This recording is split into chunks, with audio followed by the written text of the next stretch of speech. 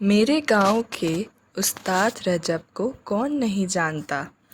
उनकी पैदाइश कुबाची गांव की है और वह एक कुशल सुनार हैं। जब वह काम करते हैं तो छेनी उनके हाथ में जादू की छड़ी में बदल जाती है। धातु के जीवनहीन टुकड़े में जान पड़ जाती है। लेकिन उस्ताद रजब केवल अपने विरले कौशल के कारण ही प्रसिद्ध नहीं है। कहते हैं इस आदमी का दिल भी उतना ही नेक और पाक है जितना कि पहाड़ी झील का पानी।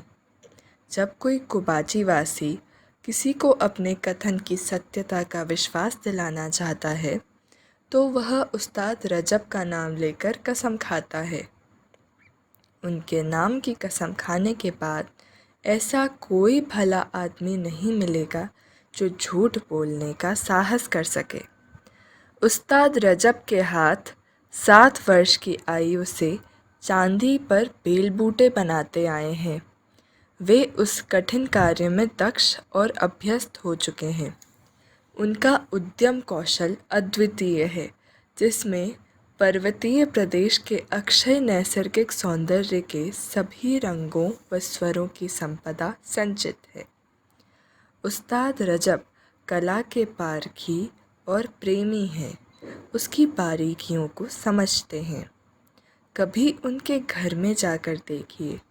उसकी दीवारें पुरानी कलाकृतियों के बेशकीमत नमूनों से सजी रहती है।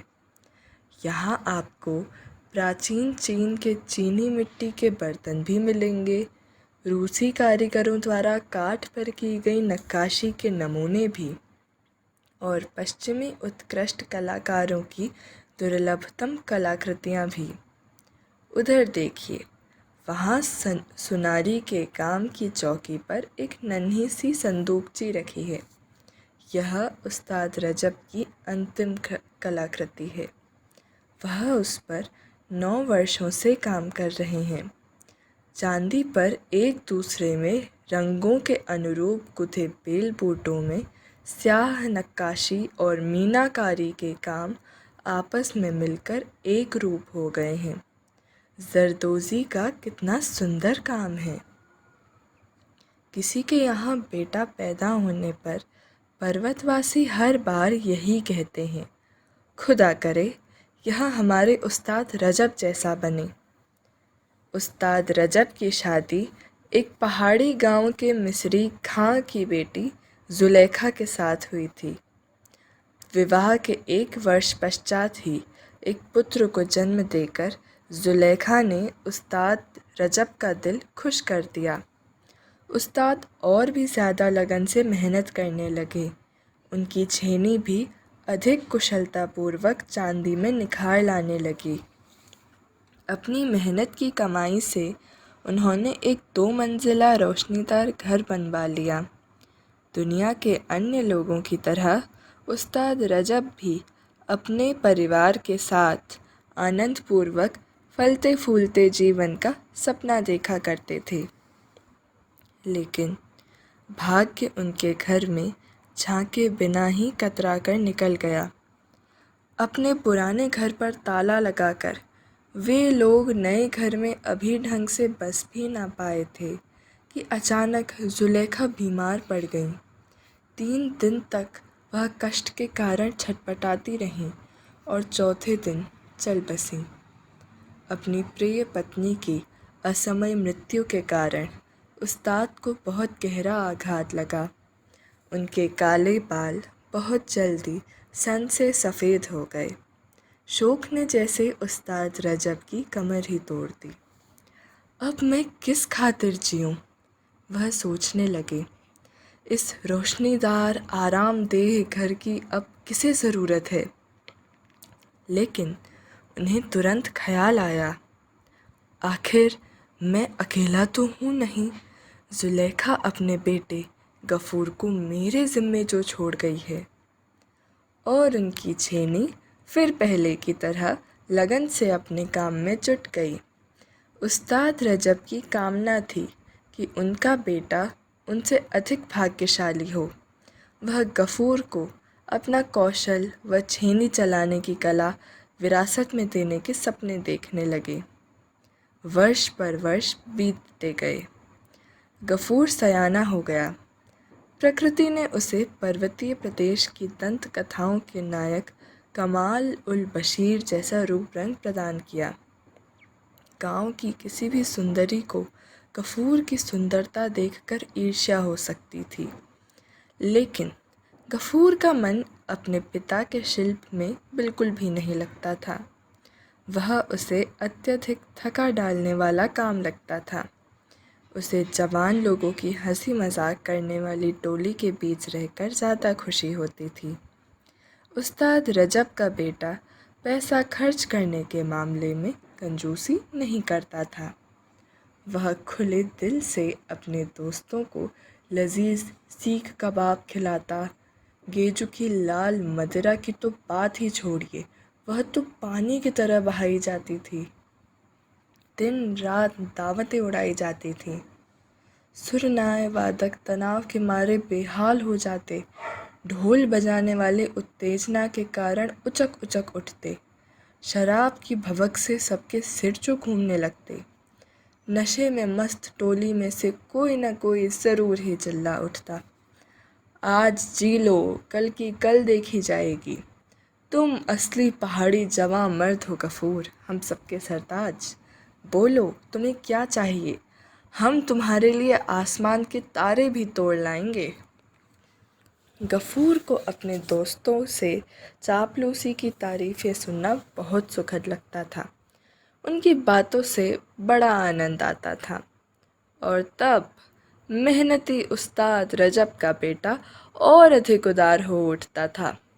उसके मन में यह विचार कभी आता ही नहीं था कि उसे घेरे रहने वाले ये सब लोग झूठे हैं और उनमें से कोई भी बुरे वक्त में उसकी मदद करने को तैयार नहीं होगा। खुद उस्ताद रजब ने अपने बेटे को अनेक बार सीख दी, तुम इन लोगों का साथ छोड़ दो गफूर, इस बात को समझ लो कि निठल्ले की तरह कोई नहीं जी सकता, कोई धंधा करो। अब्बा, गफूर उन्हें जवाब देता, आखिर मैं जैसे जीना चाहता हूँ वैसे क्यों न जीऊँ, बेफिक्री और खुशी में क्यों न डूबा रहूँ। मुझे काम करने की क्या ज़रूरत है, दौलत की हमारे यहाँ वैसे ही कोई कमी नहीं है। अरे गफूर, झील भी पानी न पहुँचने से सूख जाती है। वृद्ध उस्ताद रजब सिर हिलाते और ठंडी सांस भरते हुए कहते, वक्त पर दोस्त काम आते हैं, पैसा नहीं अब्बा। मेरे बहुत से दोस्त हैं, वे सब मेरी इज्जत करते हैं, मेरी हर इच्छा पूरी करने को तैयार रहते हैं। या फिर आप क्या चाहते हैं कि मैं दोस्तों के साथ वक्त ना गुजारा करूं? नहीं बेटा, मैं तुम्हें मना नहीं कर सकता, लेकिन मैं चाहता हूँ कि तुम एक बात और याद रखो कि घोड़े की आजमाइश सवारी करने पर होती है और दोस्त की आजमाइश मुसीबत पड़ने पर। लेकिन गफूर ने पिता की बात अनसुनी कर दी। बैठक में गुलछर्रे उड़ाए जाते रहे। नशे में धुत दोस्त एक दूसरे से होड़ करते गफूर की प्रशंसा करते रहे। उस्ताद रजब हताश होकर हाथ मलते और नक्काशी के काम में लग जाते।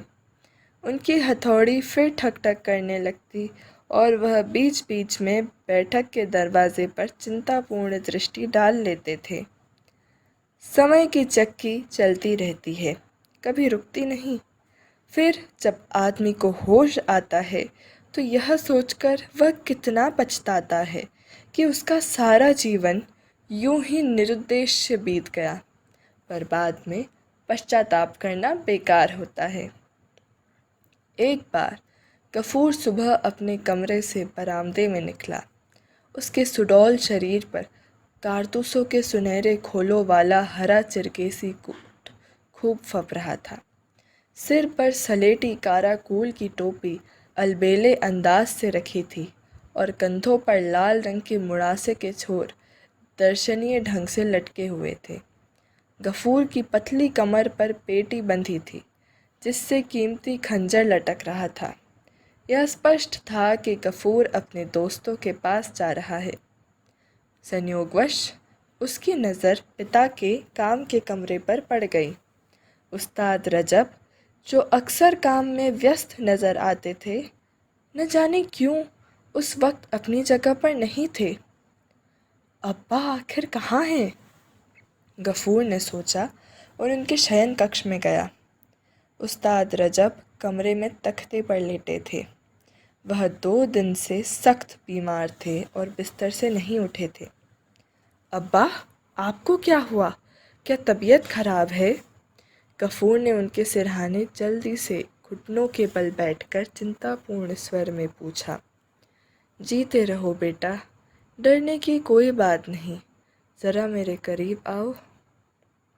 गफूर पिता के सिरहाने बैठ गया। उस्ताद रजब ने अपना कमज़ोर हाथ बेटे के सिर पर फेरा। बुढ़ापा मुझ पर हावी होता जा रहा है गफूर, बदन कमज़ोर हो चुका है, मैं चल फिर नहीं सकता। मैं अभी शहर जाकर डॉक्टर को बुला लाता हूँ अब्बा। नहीं, रहने दो मेरे बेटे, बुढ़ापे का कोई इलाज नहीं है। मेरे ख्याल से अब तुम्हारी माँ के पास जाने का वक्त आ गया है। ऐसा मत कहिए अब्बा, गफूर फूट फूट कर रो उठा। क्या करूं बेटे, मेरी तमन्ना थी कि मैं तुम्हारी शादी में खुशी से नाचूं, लेकिन लगता है मेरी किस्मत में यह नहीं बता है। गफूर ने जल्दी से अपने ठाठदार कपड़े उतारकर सफ़र के साधारण कपड़े पहन लिए और घोड़े पर सवार होकर सरपट शहर रवाना हो गया। उस्ताद रजब को काम करता न देखकर गांव वाले उनसे मिलने आए। उन्हें बीमारी के कारण पीले पड़े, अशक्त हुए उस्ताद रजब को देखकर बहुत आश्चर्य हुआ। कितनी सहृदयता के साथ वे वृद्ध की संभाल में जुट गए, लेकिन उनके सारे प्रयत्न व्यर्थ रहे। अगले दिन शहर से डॉक्टर भी आ गया। उसने बुजुर्ग की ध्यान से जांच की। रोगी का सूखा चेहरा मोम जैसा हो चुका था। उस्ताद रजब के प्राण धीरे धीरे निकल रहे थे। तब डॉक्टर ने गफूर को बगल के कमरे में बुलाकर उसे सच्ची बात बता दी। पिता के मरने के विचार मात्र से पागल हुए गफूर ने डॉक्टर से किसी भी तरह उन्हें बचा लेने की विनती की। इसके लिए उसे मनचाहा इनाम देने का वादा किया, लेकिन डॉक्टर ने दुखपूर्ण मुद्रा में केवल हाथ मल दिए, कहा कुछ नहीं। उसी समय पिता के कमरे से अचानक उनका क्षीण स्वर सुनाई दिया। गफूर कमरे में लपका। मैं यहाँ हूँ अब्बा, आपके पास, गफूर ने मरणासन पिता के कान में कहा। मेरे बेटे, तुम देख ही रहे हो, मैं इस दुनिया को छोड़कर जा रहा हूँ। मैं जानता हूँ कि मेरी मौत के बाद तुम अपने यार दोस्तों के साथ मिलकर हमारी सारी दौलत को, नए मकान को फूंक दोगे, लेकिन जब तुम्हारा सारा पैसा ख़त्म हो जाएगा तो विश्वास रखो, तुम्हारे सारे दोस्त तुम्हें छोड़ जाएंगे और तुम्हारी इज्जत ख़त्म हो जाएगी। फिर तुम अपनी लापरवाही से गुजारी ज़िंदगी पर बुरी तरह पछताओगे और मरने की सोचोगे। अब्बा अब्बा, गफूर ने कुछ कहने की कोशिश की, लेकिन वृद्ध ने उसके शब्द अनसुने करके बोलना जारी रखा। तुम्हारे दुखद अंत को ध्यान में रखकर मैंने अपने पुराने घर के ऊपर वाले कमरे में तुम्हारे लिए रस्सी तैयार करके रख दी है। उस कमरे की चाबी तुम्हें इस ताक में मिल जाएगी। उस्ताद रजब ने अचानक ऐंठन के साथ ज़ोर से सांस खींची। उनका गला घरघरा उठा, लगा जैसे वह खांसना चाहते हैं। अलविदा गफूर, उनके मुंह से अत्यंत क्षीण स्वर में केवल इतना ही निकल पाया। अब्बा, अब्बा। लेकिन उस्ताद रजब बेटे की बात सुनने को अब वहाँ नहीं रहे थे। वह तख्त पर गफूर की ओर सिर किए निश्चल पड़े थे। मृत की निष्प्रभ आँखें जैसे उदासी व शोभ के साथ बेटे को ताक रही थीं। ऐसे बेटे के लिए जो खुद अपने पैरों पर खड़ा ना हो पाया हो, पिता को खो बैठना बहुत दुखद होता है। गफूर पौ फटते ही उठकर अपने प्रिय पिता की कब्र पर पहुंच जाता और वहां शाम देर गए तक बैठा रहता। शोक संतप्त अवस्था में वह अपने दोस्तों को भूल गया। उसे अब पहले की तरह रंगरेलियां मनाने की इच्छा भी नहीं होती थी। गफूर के यार दोस्त उससे हठपूर्वक मदिरा पान करके अपने शोक को भुला देने का आग्रह करते थे, लेकिन गफूर साफ इनकार कर देता था।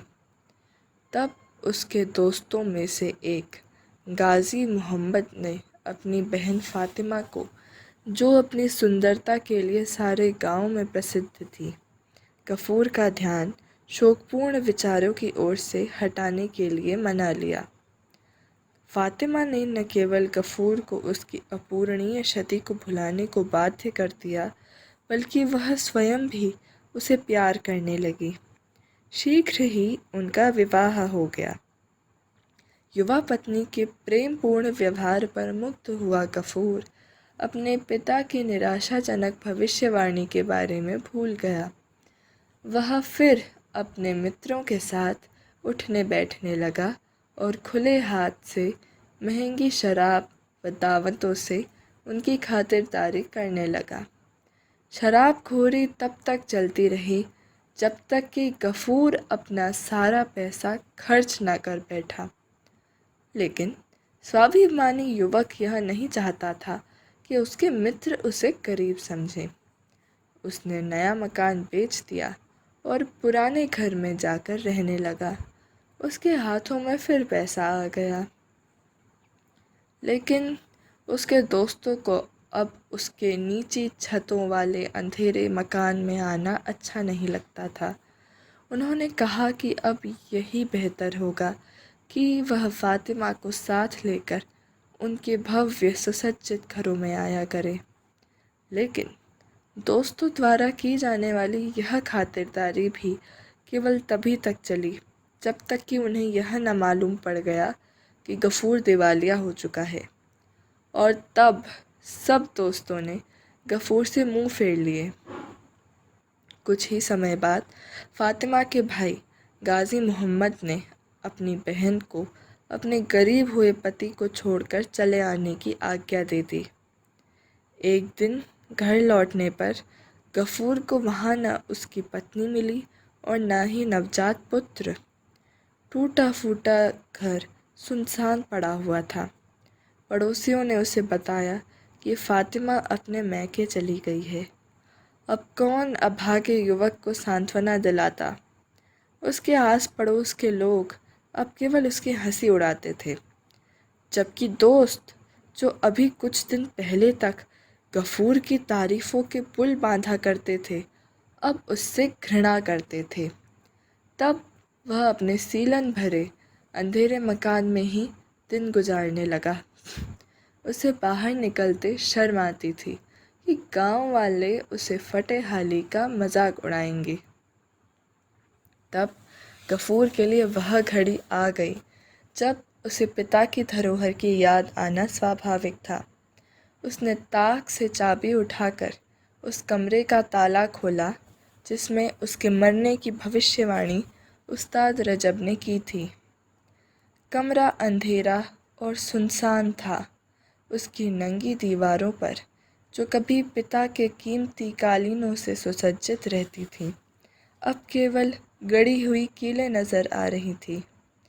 फर्श पर एक पालना बेकार पड़ा हुआ था। कभी जुलेखा अपने बेटे गफूर को लोरियां गा गा कर उसमें सुलाया करती थी।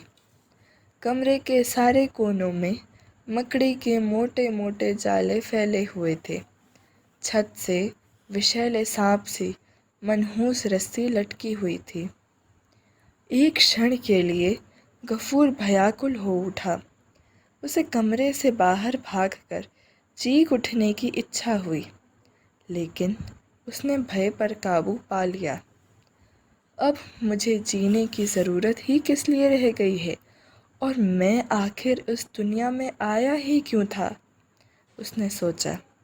मुझे अपने पीछे कुछ नहीं छोड़ जाना है। अब्बा ने बिल्कुल खरी बात कही थी। अब कम से कम उनकी आखिरी सलाह तो मुझे मान ही लेनी चाहिए। बेचारे गफूर ने जल्दी से पालने पर चढ़कर झट से फंदा अपने गले में डाल दिया और एक ठोकर मारकर अपने पैरों तले से उसे दूर धकेल दिया। गफूर का शरीर लगभग क्षण भर को झूला होगा, लेकिन छत के तख्ते अचानक चरमराए और वह धड़ाम से फर्श पर गिर पड़ा। हैरान हुए गफूर ने यह देखने के इरादे से कि क्या हुआ, झट से फंदा गले में से निकाल लिया और फौरन दरवाजे पूरे खोल दिए। टूटे तख्तों के टुकड़ों के बीच ताले के छेद में सोने की चाबी लगी संदूकची देखकर वह आश्चर्यचकित रह गया। सोना? गफूर के दिमाग में कौन था? लेकिन अब यह मेरे किस काम का? उसका मन डगमगाया। इससे ज़्यादा दिन तो काम चलेगा नहीं। लेकिन जब उसने अंततः संदूकची खोल ही ली तो उसमें न सोना मिला, न पैसा और न ही अन्य कोई मूल्यवान वस्तु। उसमें तो केवल सहेज कर रखे हुए स्वर्णकारी के औजार और वही नन्ही सी डिबिया रखी थी जिसे उस्ताद रजब पूरी नहीं बना पाए थे। और उस डिबिया के भीतर एक कागज़ का छोटा सा टुकड़ा भी था जिस पर लिखा था, बेटा, अपना अधूरा काम अब तुम्हें सौंपता हूँ। मुझे पूरा विश्वास है कि अब तुम उसे पूरा करोगे। बहुत बहुत शुक्रिया अब्बा। गफूर का दिल दहक उठा और आंखें डबडबा आईं। आपने मुझे दूसरी ज़िंदगी बख्शी है। और उसने पिता की चिट्ठी को सिर आंखों पर लगाया, उसे चूमने लगा। उसी समय उसे दरवाजे पर किसी की छाया दिखाई दी। गफूर ने डबडबाई आंखों से उधर देखा। फातिमा बेटे तैमूर को गोद में लिए खड़ी थी। मैं उन लोगों को छोड़ कर आ गई हूँ। मैं हमेशा के लिए आपकी हूँ गफूर, मुझे माफ़ कर दीजिए। वह तुरंत अपने पति के सीने पर सिर रख कर बोली। गफूर ने पत्नी का आलिंगन किया और बेटे को अपनी गोद में संभाल लिया। इस बात को न जाने कितने बरस हो चुके हैं, और अब जब कभी कोई कुबाची वासी किसी को अपने कथन की सत्यता का विश्वास दिलाना चाहता है तो वह उस्ताद गफूर का नाम लेकर कसम खाता है।